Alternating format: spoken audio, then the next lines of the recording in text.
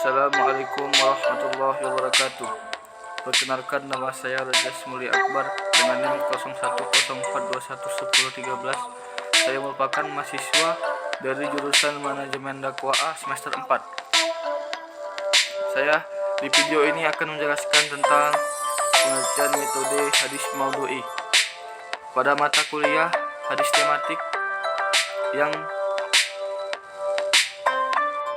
dosen pengampunya ialah Bapak Muhammad Iqbal Abdul Muin LCMA.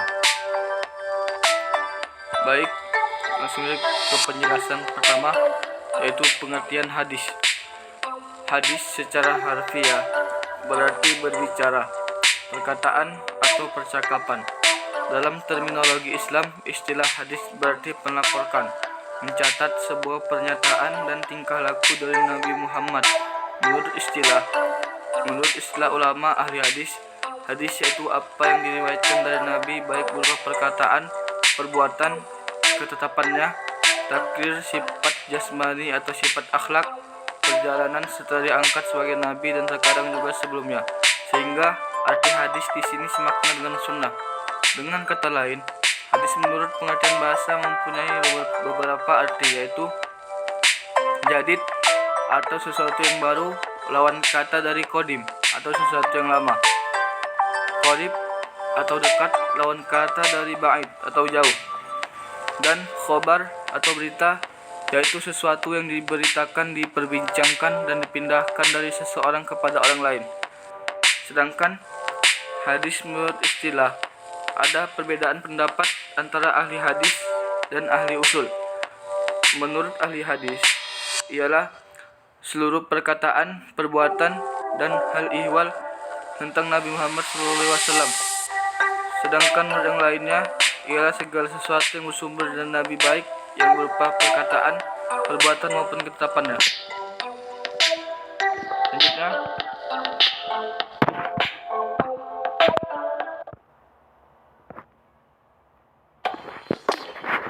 Selanjutnya metode maudhu'i. Secara bahasa, kata maudhu'i berasal dari kata maudhu' yang merupakan isim maf'ul dari kata wada'ah yang artinya masalah atau pokok permasalahan. Secara etimologi, kata maudhu'i yang terdiri dari huruf waw, do, ain merupakan berarti meletakkan sesuatu atau merendahkannya. Sehingga kata maudhu'i merupakan lawan kata dari al-raf'u atau mengangkat.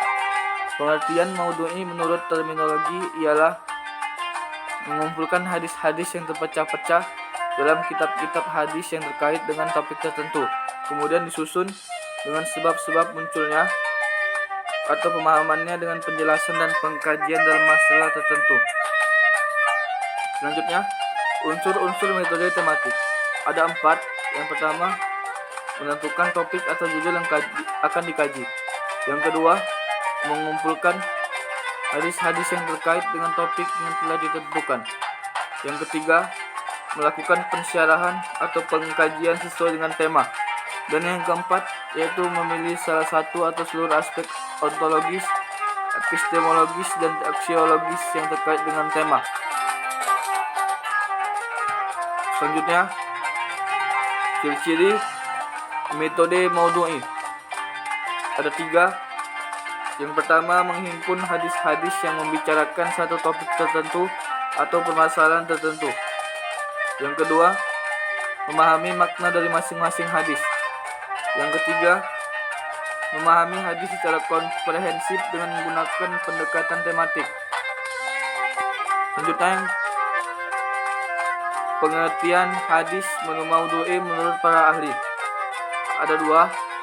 Yang pertama, menurut Al-Farmawi, mengatakan metode maudhu'i adalah mengumpulkan hadis-hadis yang terkait dengan satu topik atau satu tujuan, kemudian disusun sesuai dengan asbab al-wurud dan pemahamannya yang disertai dengan penjelasan, pengungkapan, dan penafsiran tentang masalah tertentu dalam kaitannya dengan pemahaman hadis. Pendekatan tematik atau maudhu'i adalah memahami makna dan menangkap maksud yang terkandung di dalam hadis dengan cara mempelajari hadis lain-lain yang terkait dalam tema pembicaraan yang sama dan memperhatikan korelasi masing-masingnya sehingga terdapatkan pemahaman.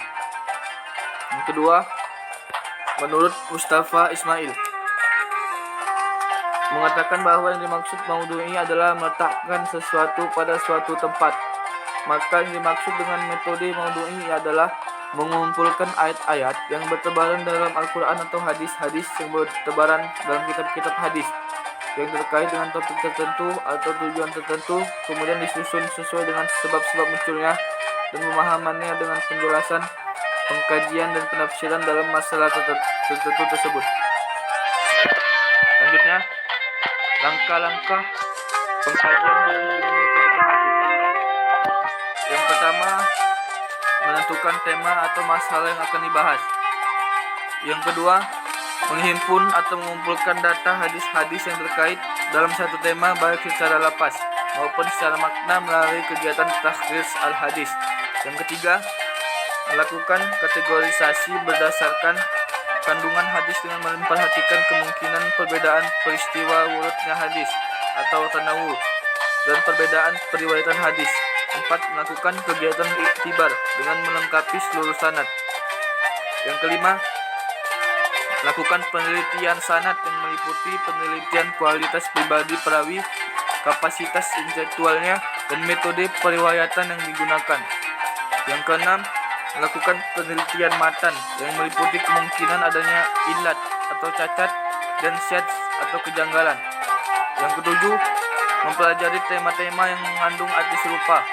Yang kedelapan, membandingkan berbagai syarah hadis. Yang kesembilan, melengkapi pembahasan dengan hadis-hadis atau ayat-ayat pendukung. Yang kesepuluh, menyusun hasil penelitian menurut kerangka besar konsep. Dan yang terakhir, menarik kesimpulan dengan argumentasi ilmiah. Kelebihan metode maudhu'i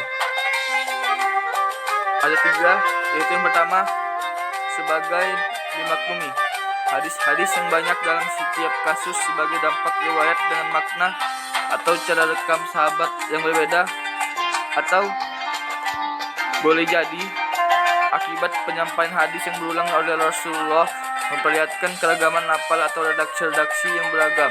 Meskipun dari satu sisi merupakan pencetus kerumitan pemahaman, tapi pada sisi lain merupakan kekayaan informasi yang memungkinkan para analisis untuk dapat melihat hadis dari segala sisi yang dimungkinkan oleh varian data. Ada hadis tertentu dalam kasus tertentu dan dalam riwayat tertentu memperlihatkan teks yang pendek, sementara dalam riwayat lain dan kasus yang sama menampakkan teks yang panjang. Kadangkala satu hadis oleh periwayatnya ikut merekam latar belakang sejarah atau asbab urut al-hadis, sementara pada hadis yang lain tidak ditemukan tambahan informasi seperti itu.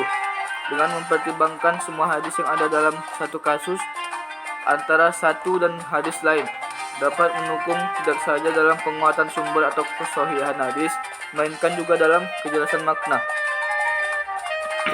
Yang kedua, dengan pelibatan semua hadis dalam kasus tertentu, para analisis dengan pendekatan induktif dapat menemukan makna jami atau kulli, dan sejumlah hadis dalam pembahasan hadis jami dijelaskan bahwa dalam hadis tertentu terdapat lafal yang bermakna jami. Lafal yang bernuansa jami dapat menjadi premis mayor dan dengan pendekatan deduktif dikembangkan kepada kasus-kasus yang berhubungan seperti yang terlihat pada hadis khobar. Yang ketiga, membuat pemahaman menjadi utuh. Dengan ditetapkannya judul-judul pembahasan yang akan dibahas, membuat pembahasan itu sempurna dan utuh. Maksudnya, penampilan tema sesuatu masalah secara utuh tidak terpisah-pisah bisa menjadi tolak ukur untuk mengetahui pandangan-pandangan hadis tentang suatu masalah. Selanjutnya, kekurangan metode maudhu'i. Memenggal hadis. Kekurangannya itu memenggal hadis. Maksudnya adalah metode ini mengambil satu kasus di dalam satu hadis atau lebih yang mengandung berbagai permasalahan, membatasi pembahasan hadis. Dengan adanya penetapan judul di dalam pemahaman hadis, maka dengan sendirinya berarti membuat suatu permasalahan menjadi terbatas atau sesuai dengan topiknya. Kita masuki ke kuis. Pertanyaan pertama. Semua perkataan, perbuatan takdir Nabi Muhammad SAW yang berkaitan dengan hukum syara dan ketetapannya merupakan pengertian hadis menurut A. Ahli hadis, B. Ahli usul, C. Ahli fikih, D. Ahli nahwu. Manakah pertanyaan yang benar? Apakah A, B, C, atau D? Dan pertanyaan yang benar adalah B. Ahli usul. Selanjutnya, yang kedua, kuis yang kedua yaitu maudhu'i adalah meletakkan sesuatu pada suatu tempat. Pengertian maudhu'i tersebut merupakan pengertian menurut A. Mustafa Muslim, B. Al-Farmawi, C. Arifuddin Ahmad, D. Imam Bukhari. Manakah pertanyaan yang benar? Apakah A, B, C, atau D? Pertanyaan yang benar adalah A. Mustafa Muslim. Baik, kita masuki yang ketiga. Di bawah ini merupakan kelebihan metode maudhu'i kecuali A. Sebagai dimaklumin, B. Dengan perlibatan semua hadis dalam kasus tertentu, C. Membuat pemahaman menjadi utuh, atau D. Memenggal hadis. Manakah jawaban yang benar? Atau apakah A, B, C, atau D? Pertanyaan yang benar adalah D. Memenggal hadis. Baik, sekian dari saya. Sedikit kata-kata mutiara. Kalau gagal, coba lagi. Sampai kapan? Sampai sukses. Demikian dari saya. Cukup sekian dan terima kasih.